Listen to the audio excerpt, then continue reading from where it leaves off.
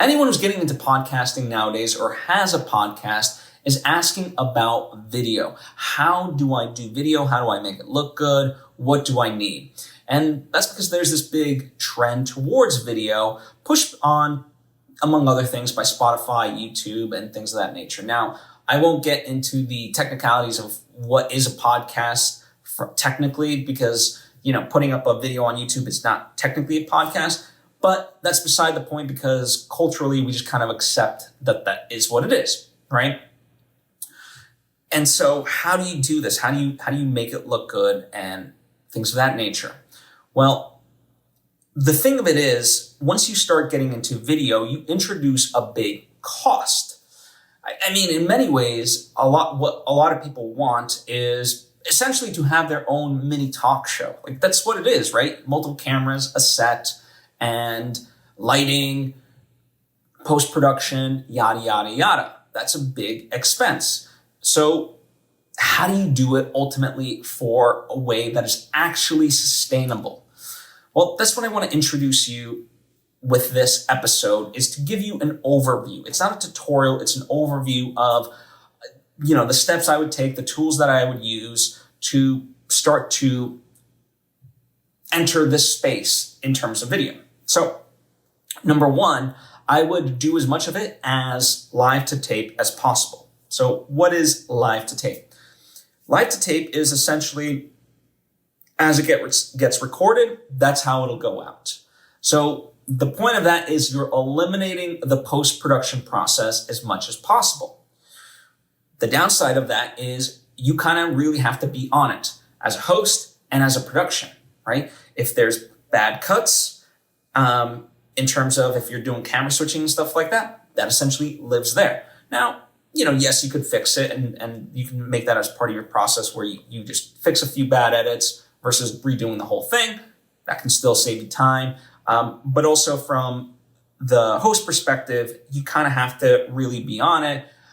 You don't really get to stop down and stuff like that. I mean, the more you ultimately minimize the editing side of it, the better, right? So that's number one. Number two, I would look at this as a remote opportunity, meaning we've all gotten accustomed to Zoom. So kind of in that vein, I'm not saying literally use Zoom. I'm saying it's done over internet. And the reason for that, as I kind of mentioned earlier, is that once you're doing it kind of in person, then you have to get multiple camera equipment, mics, lighting, set, all that stuff. So even if you're doing it minimally, it just starts to add up in ways that most people don't anticipate. So kind of keeping it a little bit low key in terms of the video and just doing it over internet and remotely is fine, right?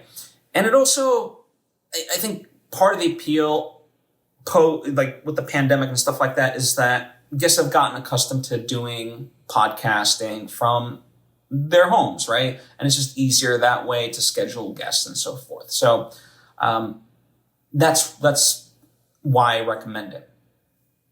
Now I'm going to break down the tools that you can utilize, but before I do want to say, a lot of this stuff can get very complicated depending on your customizations and things of that nature. So if you want to talk specifics to your needs, you can consult with me. I've included the link directly to be able to hire me down in the description box. Also, feel free to refer a friend that might be, facing the same issues, a colleague, whoever it may be. And lastly, maybe the cost of hiring me, might be prohibitive. Well, the good news is for only $10 a month, you can sign up for my Patreon. And one of the benefits of my Patreon page is a monthly group coaching session. So it's not an exact, one-to-one situation, but you can get FaceTime with me and be able to ask questions there. So that's an opportunity as well. All right, so let's get into this. So how do you live switch, these guests so that way it's not just two people in boxes like you kind of see over Zoom, things of that nature. How do you add graphics and just make it a little bit more presentable and pizzazz, right? That sort of a thing. Well, The three ways that I'm going to highlight to you today are utilizing what's called OBS, Open Broadcast System, and that's an open source that's completely free. Then there's Streamyard, which is a paid software, but works nicely. And then there's vMix, which is more costly, but has more advanced features and things like that nature. So let's kind of talk about the pros and cons, and then I'll go into more specifics of each of these. So OBS, you have very high control. Obviously, it's free as a software, so there's no cost there. If you want some physical hardware like a Steam Deck for the actual button pushing, then there's cost of that. But overall, as long as you have a good computer, there's not an actual cost to the software itself. However, there is a high tech barrier, right? So you kind of have to know what you're doing to be able to utilize it. It's not a simple, intuitive click and drag sort of a software. There is a bit of a learning curve, and it can be intimidating for people, unfortunately. Streamyard, this is what a lot of people that I know utilize, especially if they're kind of live streaming to their YouTube channel or stuff like that. It's quick and easy. There's customizations, but there's also slightly less customizations than you get through an OBS or a vMix.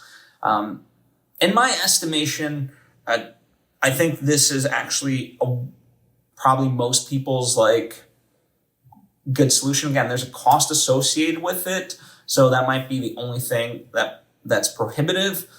But as just a one-stop shop sort of a deal, this might be your overall best bet. Now, I wanted to highlight vMix. vMix is not something that I've personally utilized, and that's specifically because it's Windows-based. So, Mac users, unfortunately, you can't utilize this, but it is a very powerful tool for this specifically. So I wanted to mention it. But for what you're going for, it could possibly be overkill. And again, that has a cost associated with it as well. That's more than StreamYard. So it just depends on your needs. The good news is with all of them, you can do graphics, you can do overlays, live switching, things of that nature. Again, it just kind of depends on the various levels. StreamYard has certain limitations. OBS, you just have to know how to set those up, to get it to do what you want, but it's possible. Things of that nature. So that's the good news, right? So each of these have those capabilities. It just depends on, how much and what you're ultimately looking for. Part of the reason why I do recommend for most people StreamYard is because it allows you to record the source files directly, meaning each person's camera. So that way, in case there's an internet lag or something goes wrong, you have people's local recordings as well. And when I talked about the cleanup, you could pull those files directly and, go into the specific moments that you want to clean up. As long as the tracks are lined up, you can do that pretty easily.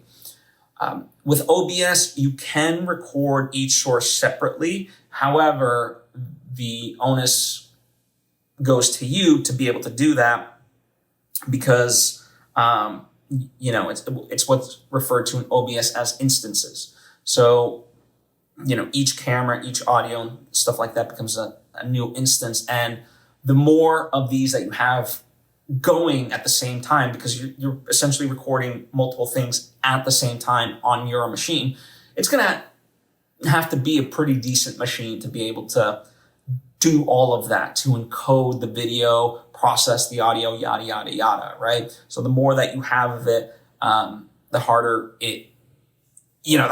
your machine works. And again, I've not utilized vMix, so I can't speak to that directly in that way, but that's kind of the broader overview of it. As I mentioned, the idea is to do this remotely, do it live to tape. Now, that said, as you have ad breaks, or like, adding an intro and stuff like that, like the more basic editing you have to do where you pull these files, throw it into Adobe Premiere or whatever, and just have to do the least amount of work possible, the better, right? And that's the idea of all this, of what keeps this as cheap as possible. I overviewed the in-person setup. Like it's just costly. But if you were to do it, you can still utilize, let's say, OBS for that, along with a Blackmagic ATEM switcher. The ATEM switcher itself takes in cameras and allows within OBS to be able to switch the cameras and do the live editing that way. But again, you start introducing the cost of the cameras, the set, the lighting, and so forth. That, to me, the more remotely you can do it, the better. But yeah, overall, like if you can kind of keep it clean, elegant, then I think video, it doesn't have to be a terrible entry point, but I think a lot of people just end up wanting to do so much more with it, that they end up spending so much money. And listen, there's all these great shows that in theory have the money and things like that, but once they kind of really break down the budget, in terms of what they're spending and what's coming in ad-wise and so forth, they're like, wait, we're spending so much on video and things like that. So I always like to look at things from a sustainable, ongoing longevity perspective. And so, this would be my recommendation of how to do that. And of course, I recommend testing things out to begin with. Make sure you're comfortable.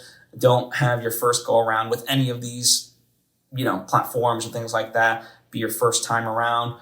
By the way, if I haven't mentioned it, in the description, I've linked to various overviews and tutorials for each of these specific things, so you can dive a little bit deeper on this of whatever feels the most appealing. I just wanted to kind of offer a lay of the land so you knew what you were trying to achieve and go for, rather than just doing a blind search on the internet. Because again, as far as the tutorials, there's a lot of wonderful tutorials, but if you don't know what you're looking for, it's like the tutorials won't fully matter to you.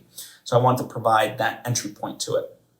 But if there's any further questions you have on anything that I discussed, feel free to comment down below or hit me up on social media at Svitek. Would love to chat with you. And as I said, if you want to hire me to consult with you for better insights, happy to do so. Or join my Patreon as well for the monthly group sessions there, as well as bonus content, right? There's tons of other stuff there as well. So thank you, as always, for taking time to tune in. I truly do appreciate it. I'll see you next time.